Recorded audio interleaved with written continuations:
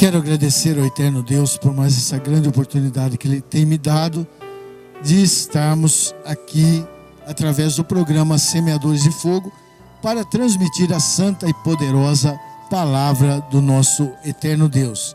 Estamos aqui mais uma vez nessa oportunidade e eu quero ler a Bíblia juntamente com você, que está no Segundo Testamento, no livro de Mateus, seu nome hebraico Matitial ou Matitiarro.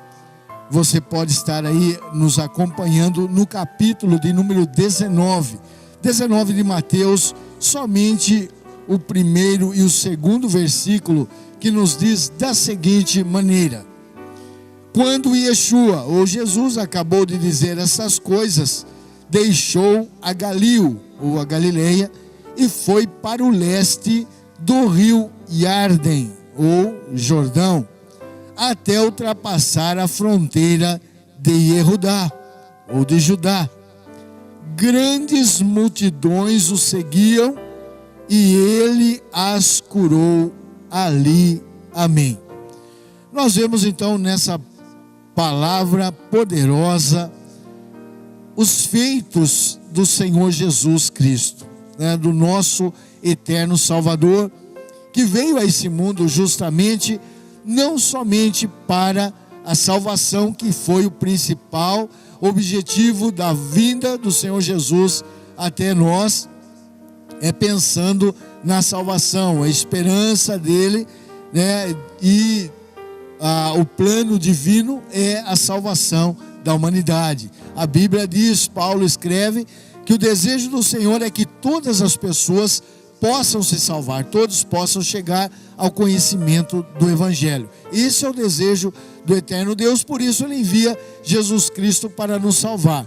Mas para que se cumprisse tudo aquilo que se esperava do Messias, tudo aquilo que se esperava do Cristo, do ungido, Ele então também operava milagres e maravilhas.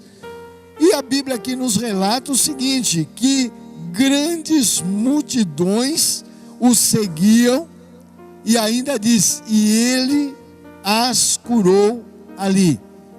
Então as pessoas também naquele tempo procuravam Jesus para a libertação do seu corpo, precisavam estar libertos, precisavam ter aí um momento de melhor atenção, de uma vida melhor nesse mundo, e eles então, logicamente, procuravam Jesus Cristo para esse fim, iam atrás dele, e a Bíblia diz que então ele curava essas pessoas, muito embora, como eu disse, o grande objetivo do Senhor era a salvação, mas também a cura estava ali sendo operada por Jesus Cristo, para a demonstração de que ele verdadeiramente era o enviado, era o escolhido, era o ungido, era o Cristo, era o Messias esperado pela nação de Israel. Muito embora nós vemos que o próprio evangelista João, ele declara, um dos apóstolos ali, ele declara que Jesus, ele veio para aqueles que eram seus, mas os seus não os receberam. Ele veio então para os judeus. A Bíblia toda relata que o Messias, ele viria para o povo judeu, não exclusivamente para eles, mas porque o Senhor os escolhe como uma nação sacerdotal, escolhe ali os judeus para que eles pudessem levar o conhecimento, para que eles pudessem levar tudo aquilo que o Senhor, o plano do Senhor para a vida da humanidade. Ele escolhe os judeus com essa finalidade. Então não ficaria exclusivo para os judeus a salvação, de maneira nenhuma. Porém, como eles acabaram rejeitando, João diz, então agora todos quantos o receberam, têm também o poder de serem feitos filhos de Deus, a saber, os que creem no seu nome. Então, nós que agora, provavelmente não judeus, e cremos em Cristo, também somos considerados filhos de Deus, muito embora Jesus veio para os que eram seus. Então, vindo para os que eram seus, ele então operou um milagre também no meio dos seus, muito embora ele também cura pessoas que não faziam parte ali dos judeus que não eram judeus, ele acaba curando pela sua misericórdia, pelo seu amor e pela compaixão que ele teve, né? Até mesmo pela dedicação daquela mulher Sírio-Fenícia, que chega até a presença de Jesus pedindo, né, ali um milagre, e ele então ele acha e faz aquilo que ela precisava, né? E assim como nós vemos que a misericórdia do Senhor então não atingiria somente o povo judeu, mas começaria deles, como começou, né? A igreja de Jesus Cristo, a igreja cristã que foi seguidora do Messias, né? A igreja messiânica, vamos dizer assim, ou a igreja cristã, porque Cristo e Messias é a mesma coisa. Então, igreja cristã ou messiânica é a mesma palavra, somente diferencia da onde ela se originou. E ela então, ela nasceu dentre os judeus. Até mesmo Jesus Cristo foi um judeu, foi filho de Maria, né? Nós já vimos aqui, já até lemos, né, sobre o nascimento de Jesus há uns programas atrás aí, quando estávamos na alusão do Natal, do nascimento de Cristo. Nós lemos então que Jesus nasceu de Maria, e Maria era uma judia, era uma pessoa que nasceu, né, e ali tem a sua descendência. Então Jesus, o humano de Jesus faz parte também dos judeus, e a igreja nasceu deles, porque todos os apóstolos chamados, todos eles eram judeus, mesmo aquele que traiu Jesus, né, Judas, que acabou traindo Jesus, ele também era um judeu. E depois foi colocado um outro, Paulo, que foi um grande missionário, que recebeu as revelações divinas e até mesmo usado para a evangelização mais do que os outros próprios apóstolos que andaram com Jesus, né?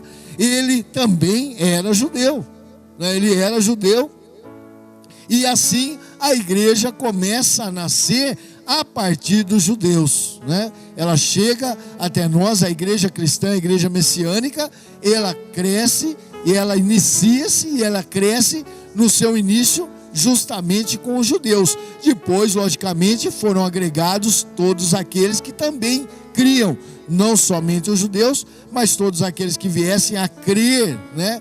Que viessem a ter aí uma crença em Jesus Cristo, teriam também direito de serem filhos de Deus, a todos agora, né? Não somente pelo nascimento como era para os judeus, mas agora precisa crer.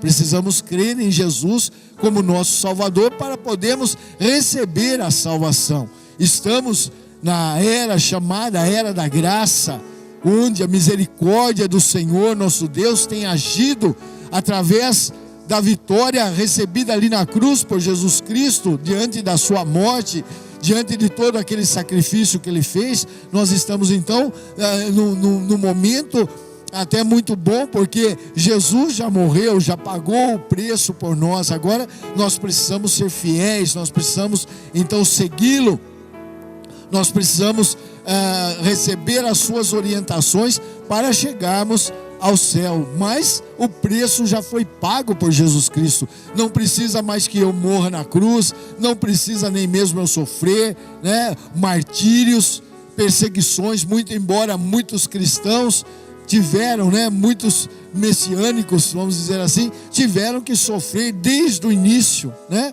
Principalmente em Roma, onde os cristãos ali eram o espetáculo do mundo, eram levados ali no Coliseu e nos outros estádios, nas outras arenas que existiam ali na cidade de Roma, e eles eram ali sacrificados, eram jogados às feras, eram mortos ali, justamente porque diziam crer em Jesus Cristo como seu Salvador. E nós sabemos então que na realidade não dependia da sua morte, mas a morte, né, o sofrimento dele foi uma causa que aconteceu, né? Então nem todos precisarão estar passando martírio para serem salvos, de maneira nenhuma. Jesus já pagou o preço, Jesus já morreu por mim, Jesus já morreu por você, e ele ainda outorga, né? Ele delega poderes, Ele outorga poderes aos seus seguidores, dizendo: ide, pregai o evangelho,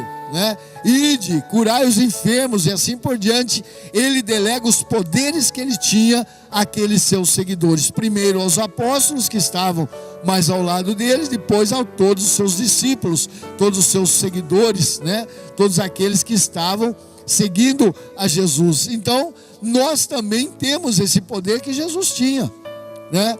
E ele está aqui demonstrando, né, nessa passagem, que a grande multidão vinha até ele, e muitos deles enfermos, e ele curava a todos, né? Houve momentos em que ele não curou todos. Essa passagem nos mostra que nesse momento Jesus ali agiu e curou todos. Houve outras passagens que ele curou uma só pessoa, muitos ali enfermos, e ele cura só um, ele liberta só um, né? Então nós não temos uma regra para que o Senhor possa agir. Não há como nós colocarmos regras para a ação de Jesus. Olha, hoje tem que ser curado 100, 1000, 10 mil. Não, de maneira nenhuma. O Senhor pode curar tanto um como pode curar multidões ao mesmo tempo. Mas que há essa possibilidade, há. E Ele outorga para nós essa possibilidade de nós também orarmos pelas pessoas e os problemas das pessoas serem solucionados. Como eu disse, não foi só o momento em que as pessoas chegaram ali até Jesus com problemas físicos, né? Chegaram ali pessoas que estavam verdadeiramente endemoniadas, tomadas, né, pelos demônios, e Jesus as libertou, né? E como eu disse, não estava ali grande multidão de pessoas endemoniadas. A maioria, ou quase todas as vezes, só havia um, né? Havia um que tinha muitos demônios, tudo bem, né? Milhares de demônios, talvez ali, pelo seu nome, chamado Legião, quando ele se revela a Jesus, mas era uma pessoa só. E de fato as outras, né, posições, as outras histórias, os outros relatos que se conta de Jesus, haviam só. Então Jesus agia tanto sobre a multidão, agia também sobre as pessoas, e houve lugar em que Jesus não pôde curar ninguém. Houve lugar que Jesus não pôde fazer nada. Por quê? Por causa da falta de fé das pessoas, pois não creram em Jesus. Jesus chegou aonde ele era principalmente conhecido, aonde ele viveu, não é? Porque Jesus, como eu disse, teve um nascimento todo especial, teve um nascimento aí milagroso, miraculoso, pela obra do Espírito Santo. Foi algo inusitado, inédito, né? Sui generis, não houve outro caso igual. Mas ele viveu ali como criança, viveu como um pré-adolescente, um adolescente, viveu como um jovem, e até mesmo viveu como um adulto, ali dentro de uma sociedade, né, com a sua família. E ele esteve ali vivendo. E quando Jesus então aparece na sua terra, aparece no seu local de nascimento, de vida, ele então não é compreendido pelas pessoas.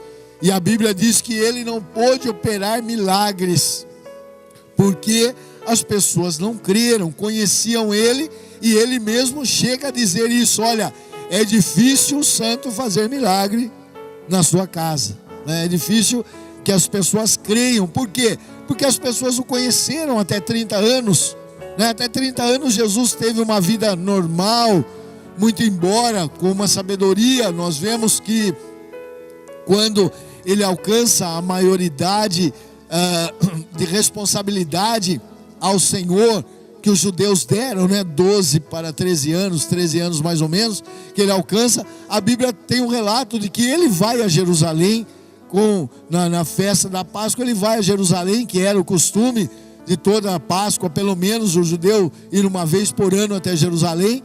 E ele vai lá com seus pais, e depois os seus pais se perdem. Na volta, percebem que ele não estava ali junto com aquelas pessoas que foram, né, da sua região, junto com a sua mãe e seu pai. Eles se apercebem, quando eles voltam, eles acham Jesus no meio dos doutores da lei, né? Acha Jesus no meio daquelas pessoas que conheciam a palavra de Deus, daquelas pessoas que estavam instruídas na palavra de Deus, e então acha eles ali, né, dos escribas que tinham contato com a palavra de Deus, e acha Jesus dando uma aula para eles, com 12, 13 anos de vida aí, dando uma aula para aqueles homens que tinham vivido muitos e muitos anos, desde o seu nascimento, né, até a sua idade, para ser considerado um escriba, que tinha contato direto, que viviam diuturnamente, né, com a palavra de Deus. Ele estava dando ali lições para eles, né, deixando eles boquiabertos do conhecimento que Jesus tinha, né? Mas passado isso, a Bíblia não revela